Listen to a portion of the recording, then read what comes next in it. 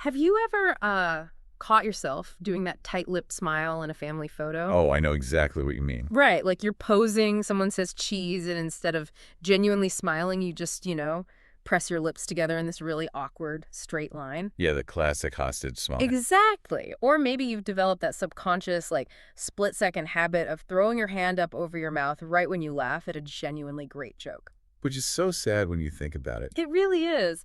And if you are doing this, you already know how exhausting it is to constantly police your own joy. I mean, the reality is almost everyone has a tweak they'd love to make to their smile. Totally universal. Yeah. It might be a slight gap that has just annoyed you since high school. Or, I don't know, a tiny chip from a rogue piece of popcorn 5 years ago. Or that stubborn discoloration that all those expensive whitening strips absolutely refuse to touch. Yes, exactly.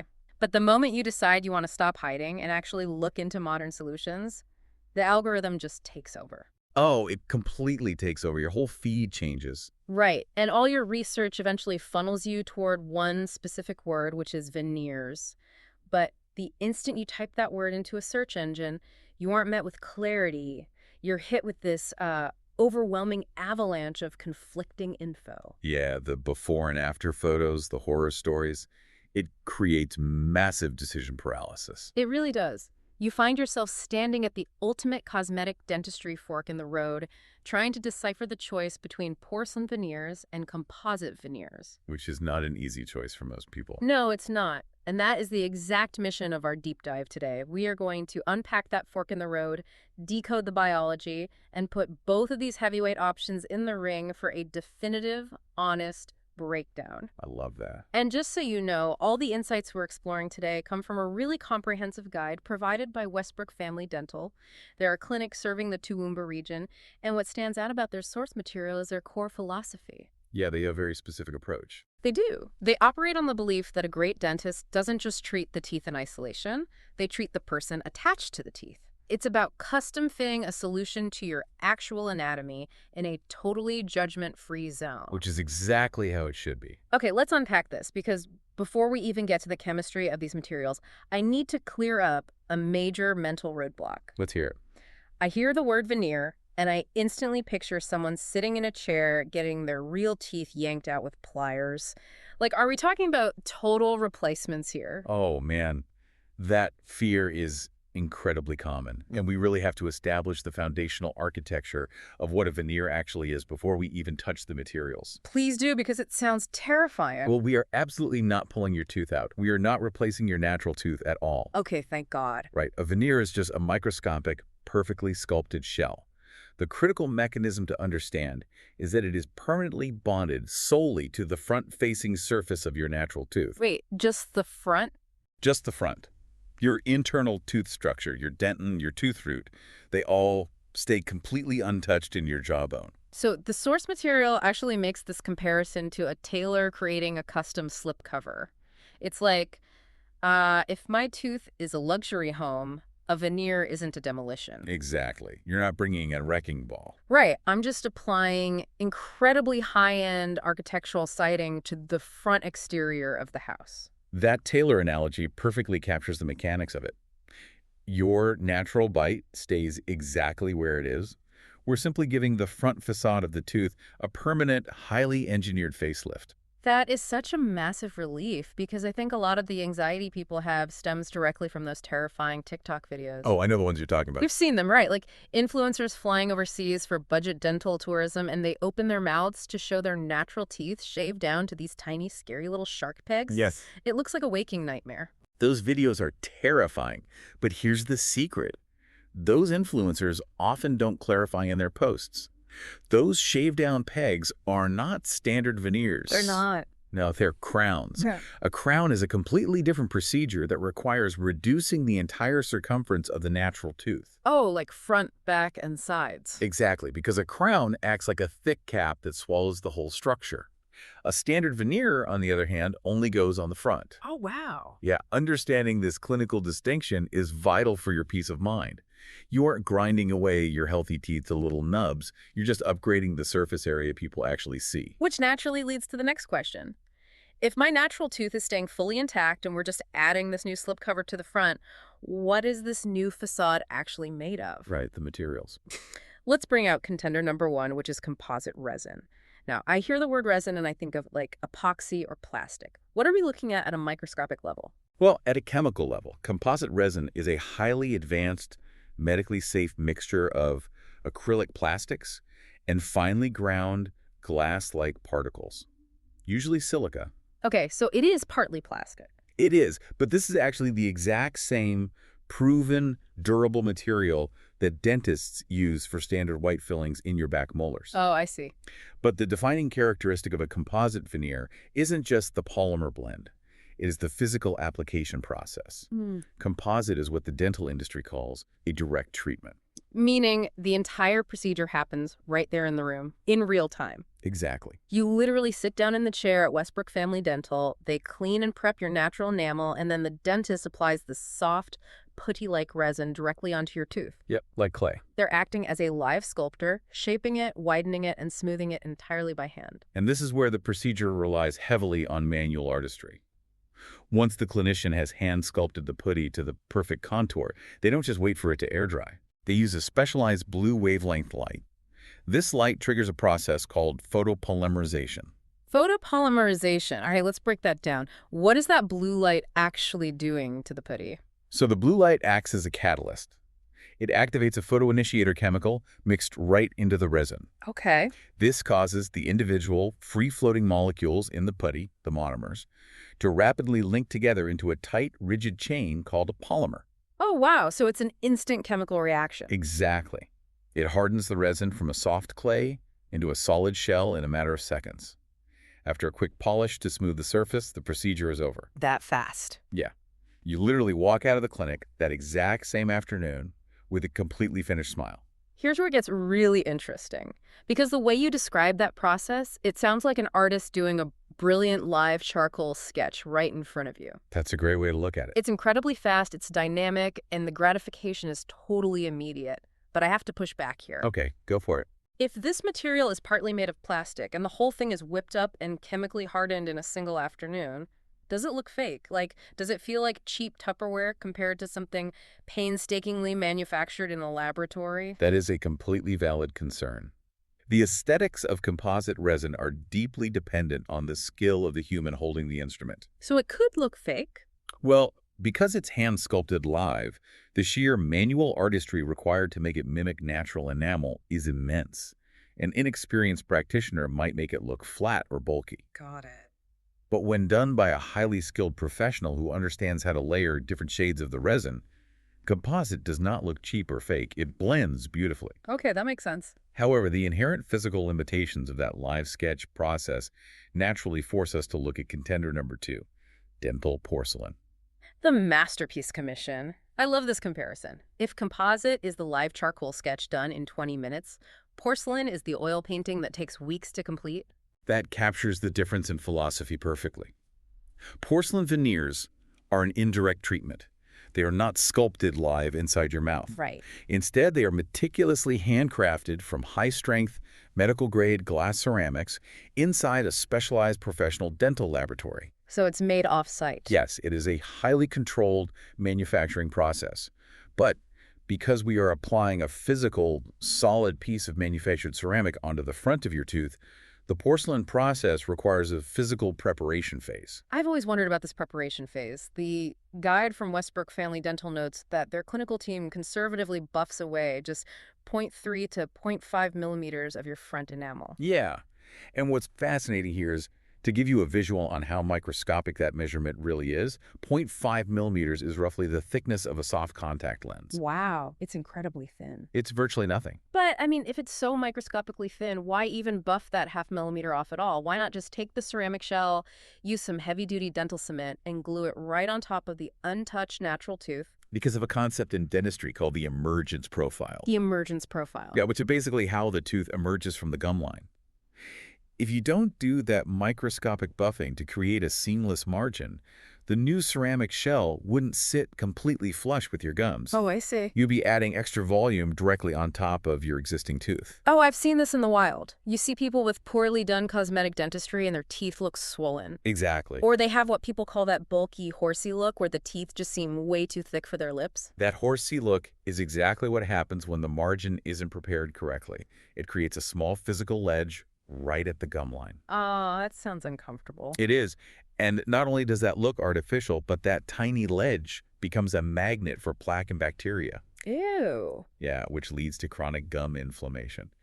So that 0.5 millimeter preparation ensures the new glass facade blends flawlessly into the natural architecture of your bite. That makes total sense. You have to make a microscopic indentation so the new siding sits flush with the rest of the house. Precisely. And the technology they use for the next step is wild.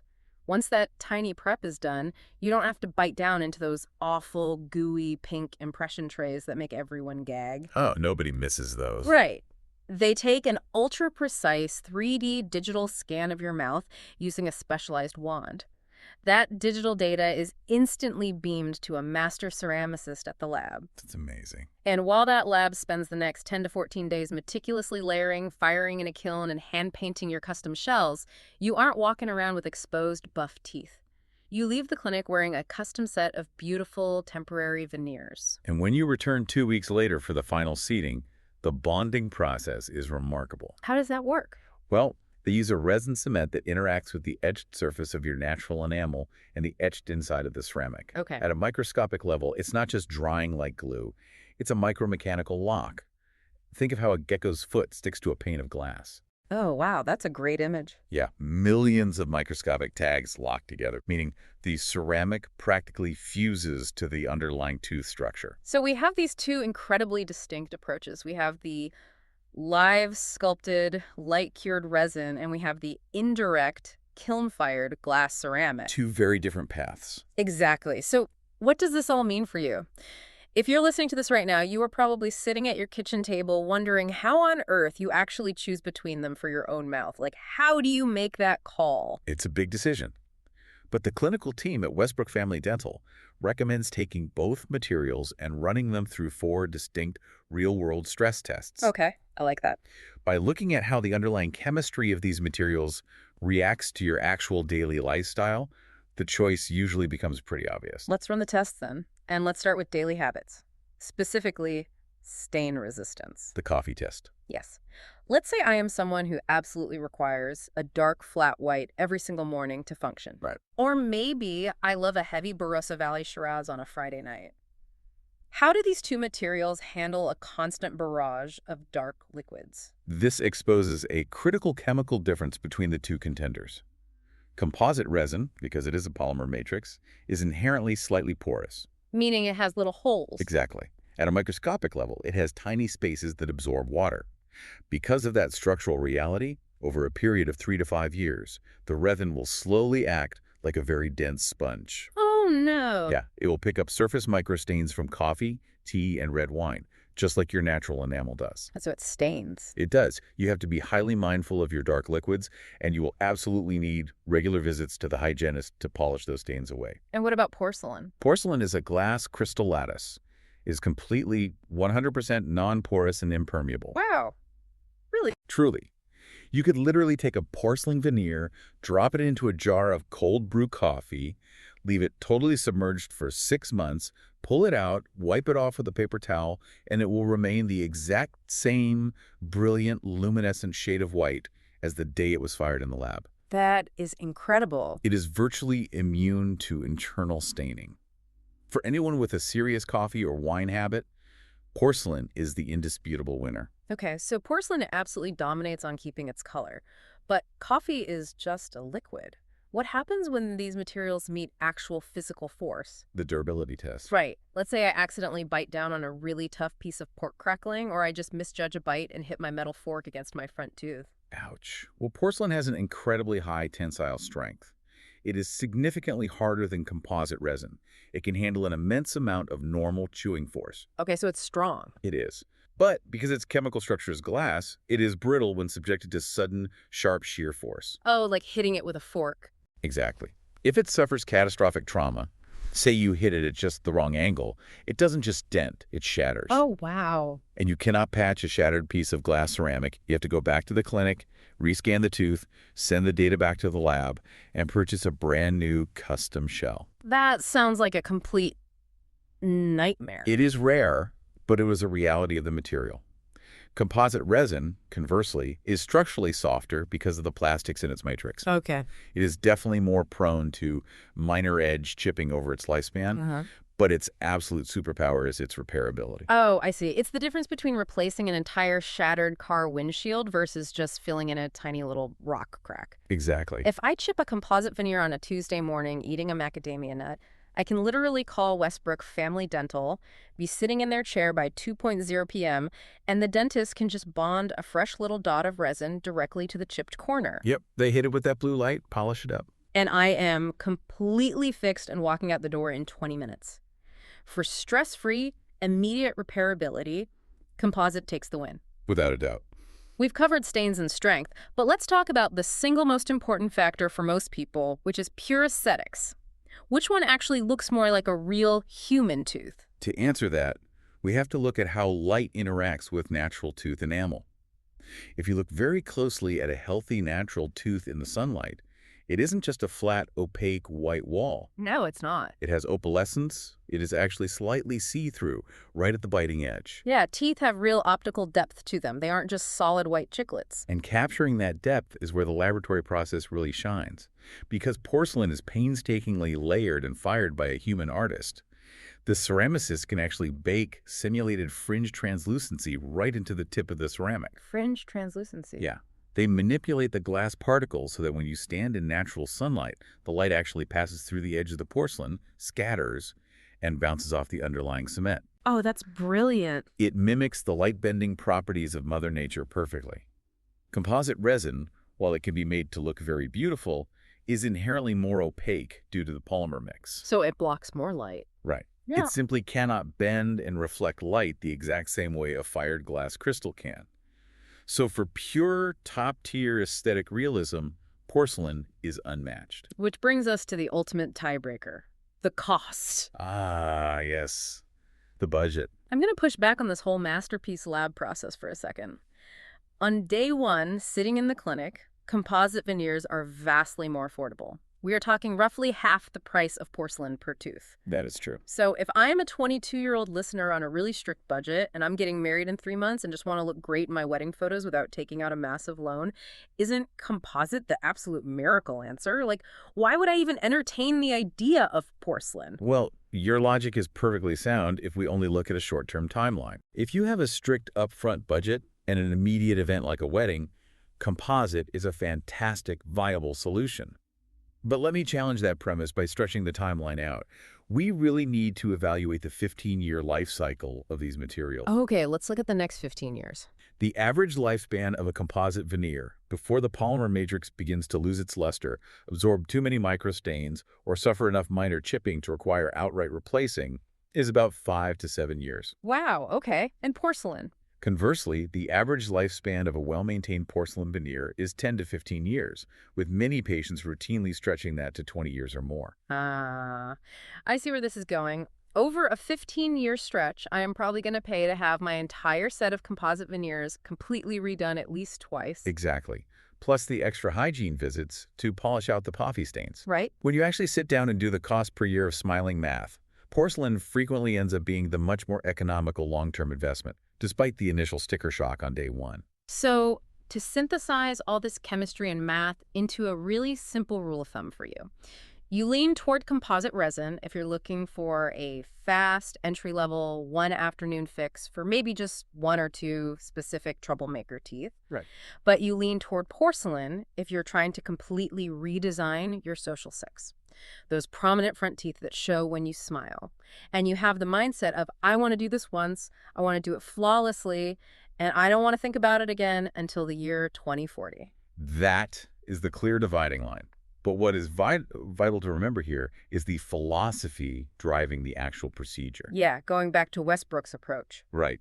You do not have to make this choice alone staring at your bathroom mirror. Hmm. Clinics like Westbrook Family Dental approach this holistically through a process called digital smile design. How does that work? Well, they aren't just looking at the teeth in a vacuum, they analyze your entire facial architecture. They look at the symmetry of your eyes, they study the slope of your cheekbones, which actually dictates whether your teeth should be more square or ovoid. I never would have thought of that. It's all connected. Sure. They even measure the natural resting posture of your lower lip to determine the optimal length of the new veneers. And the best part of this entire process, and I am so enthusiastic about this because it just removes all the fear, is the trial smile. Oh, the trial smile is game-changing. Before you commit to a material, before your teeth are touched with a polishing tool, they use all that digital data to create a temporary, reversible, physical mock-up. Yes. It literally slips right over your existing untouched teeth. You get to stand up, walk over to a real mirror, and test drive your new face before you spend a single dollar on the final treatment. If we connect this to the bigger picture, the brilliance of the trial smile is that it completely neutralizes the anxiety of the unknown. You're not just hoping for the best. Exactly. You aren't crossing your fingers, sitting in the chair, hoping the lab gets the aesthetics right. Yeah. You know exactly what the final emergence profile will look like. You can see how the length interacts with your lips when you speak, and you know that the result perfectly matches your unique facial anatomy. So what does this all mean for you? If you're listening to this and you're in Westbrook, Toowoomba, or anywhere in the surrounding Darling Downs region, take that first step. Definitely. Put the internet research down. Stop endlessly scrolling through confusing, out-of-context TikToks that just spike your anxiety. Let the actual experts look at your real anatomy. It'll save you so much stress. Westbrook Family Dental operates on this exact holistic philosophy. You can check out their before and after galleries at westbrookdental.com.au to see the actual translucency of their porcelain work. Their work is stunning. It really is. Or you can give their front desk team a call at 07-4529-7477 to ask about setting up your own trial smile. I'm going to say that one more time. Get a pen. It's EO7-4529-7477. Perfect. I love the way the source material frames the ultimate goal of all this technology. Your smile is the very first thing the world introduces itself to. Make sure it represents the real you. It really is a fascinating intersection of human biology, chemistry, and artistry. And looking at how far the technology has come leaves me with a final thought to mull over. Oh, what's that? Well, if dental materials like modern glass ceramics are now capable of mimicking Mother Nature perfectly, complete with microscopic fringe translucency and identical light reflection, how will our definition of a perfect smile evolve in the coming decades? Will we eventually reach a point where we intentionally ask master ceramicists to bake slight, beautiful imperfections like a microscopic chip or a slight rotation into our expensive porcelain teeth just to prove to the world that our confidence is entirely natural? That is such a wild thought to leave on. Will the ultimate cosmetic flex in 2030 just be an intentional, perfectly crafted little flaw? It might be. Well, until we reach that point, I guess we can all finally stop doing the tight-lipped smile in our family photos and just let the camera capture us exactly as we are, or at least exactly as we've chosen to be.